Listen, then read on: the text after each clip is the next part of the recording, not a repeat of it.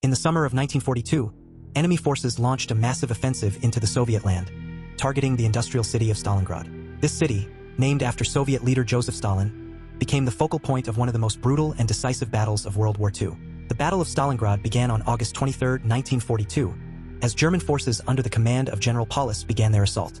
The initial bombardment turned much of the city into rubble, but the Soviet defenders, led by General Vasily Chukov, were determined to hold their ground.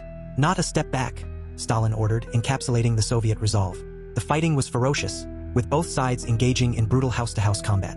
Snipers roamed the ruins, and soldiers fought for every inch of the city in what became known as Rattenkrieg or Rat War. Despite suffering immense casualties, the Soviets held on, drawing the enemy forces into a deadly urban quagmire. In November 1942, the Soviets launched Operation Uranus, a massive counteroffensive aimed at encircling the opposing army. The encirclement was completed by November 22nd, trapping over 300,000 soldiers in a deadly pocket. The harsh winter compounded their misery, as they faced starvation and relentless Soviet attacks.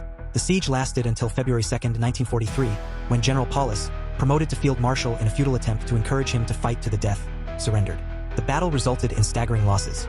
Approximately 2 million soldiers and civilians were fatally wounded or captured. The Battle of Stalingrad was a turning point in World War II and marked the beginning of the Soviets' westward push towards Berlin. As Winston Churchill famously remarked, Stalingrad was the end of the beginning, symbolizing the shift in momentum in favor of the Allies. The impact of the battle resonated long after the war.